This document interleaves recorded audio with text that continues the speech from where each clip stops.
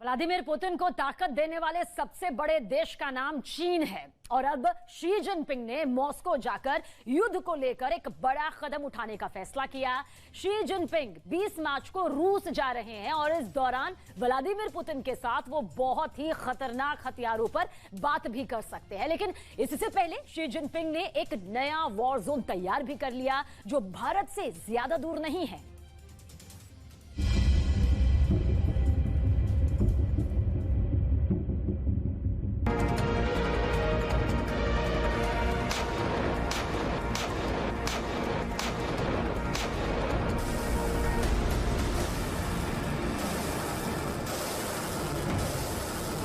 चीन दुनिया में एक नया युद्ध शुरू करने के लिए तैयार है।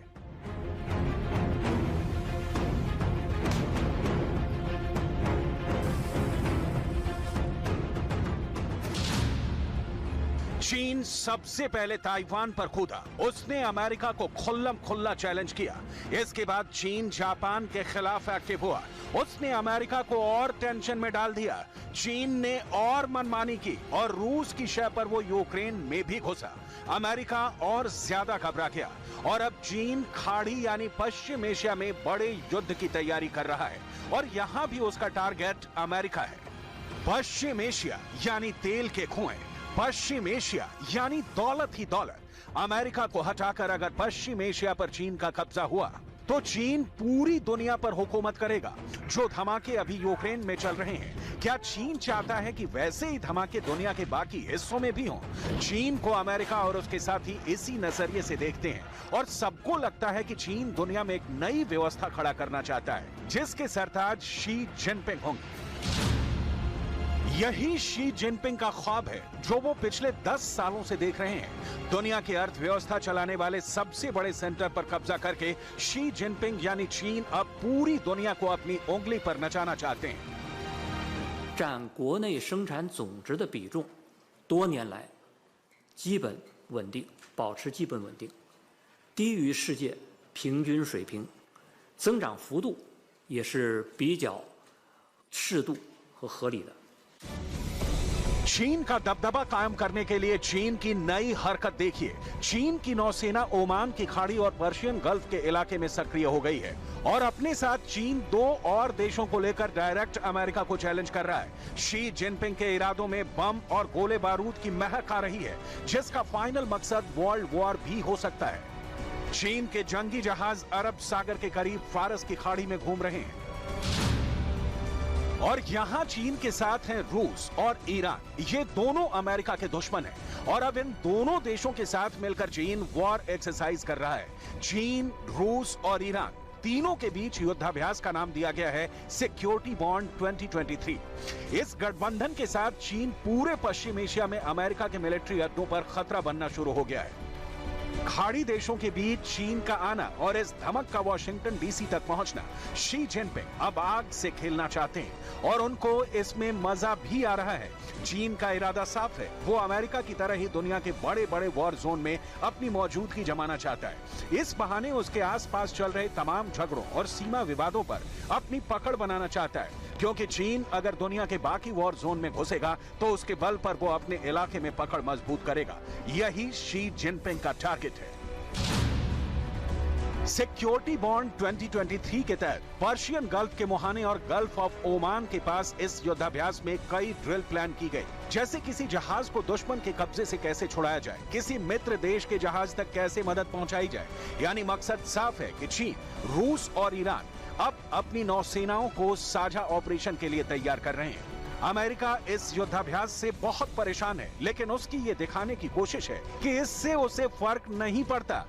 खास बात यह कि यह युद्धाभ्यास चीन के उस कदम के बाद हो रहा है जिसमें उसने सऊदी अरब और ईरान के बीच फिर से राजनयिक संबंध कायम करने में मदद की है। ईरान और सऊदी अरब अब तक एक दूसरे के बड़े दुश्मन माने जाते रहे हैं, लेकिन चीन के दखल के बाद दोनों देशों ने साथ काम करने का फैसला किया है। इससे चीन का पश्चिम एशिया में कद बढ़ा है, जबकि अमेरिका का बढ़ा हुआ कद और उसका रुतबा कम हो गया है। ये बाइडेन के लिए बहुत फिक्र वाली बात है। The United States does not seek conflict.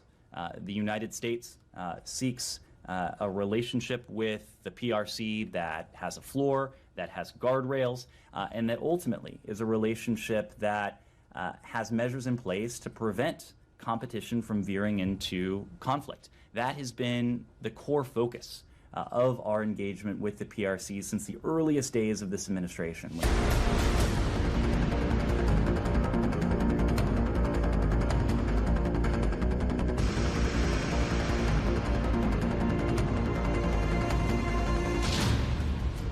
चीन ने इससे पहले यह युद्धाभ्यास 2019 और फिर 2022 में किया था। 2023 में ये तीसरी बारी है। शी जिनपिंग ने यह युद्धाभ्यास ऐसे वक्त करने का फैसला किया जब हिंद महासागर में America, France, Bharat, Japan, Australia और ब्रिटेन पहले से एक युद्धाभ्यास में बिजी थे। यानी शी जिनपिंग दुनिया के इस शांत इलाके में एक नया झगड़ा पैदा करना चाहते हैं। चीन ने इस युद्धाभ्यास में अपना टाइप 52D डिस्ट्रॉयर भेजा है, जिसे चीन का सबसे खतरनाक शिप माना जाता है और इसकी तुलना अमेरिका के आर्लेक बोर्ग क्लास से की जाती है।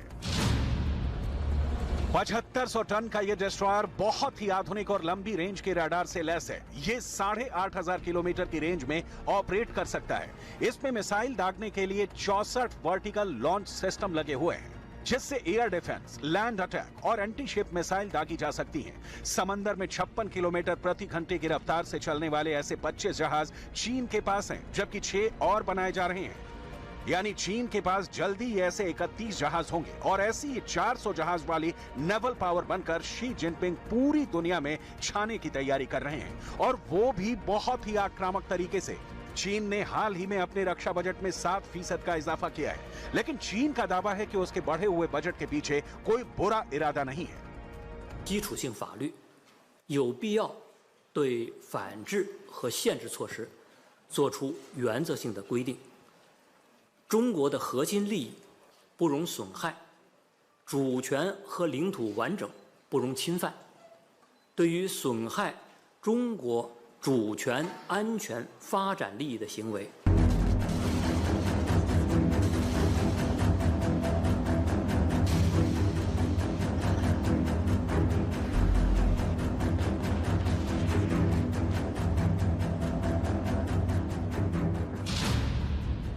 ，चीन अपनी जीडीपी का 1.7% हिस्सा डिफेंस पर खर्च करता है, जबकि अमेरिका ने अपनी विशाल और आधुनिक सेना के लिए जीडीपी का 3.5% हिस्सा रखा हुआ है।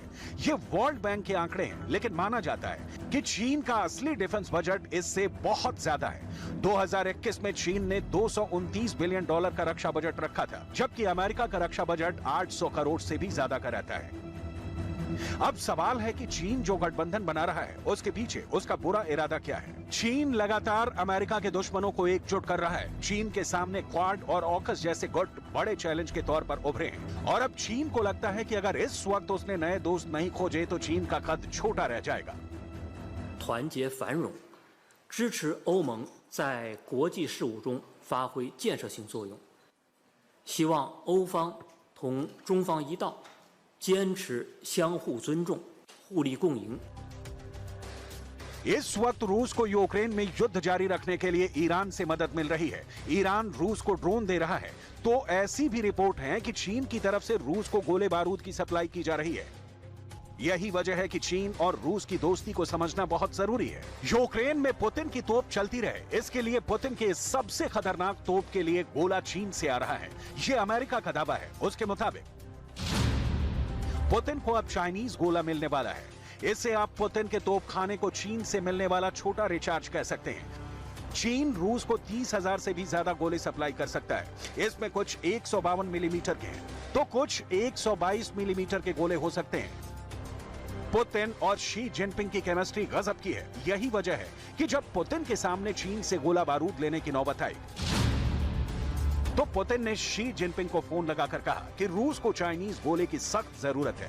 पुतिन का फोन आया तो शी जिनपिंग ने फौरन जवाब दिया और कहा कि गोलों की सप्लाई जल्द की जाएगी, बेफिक्र रहिए।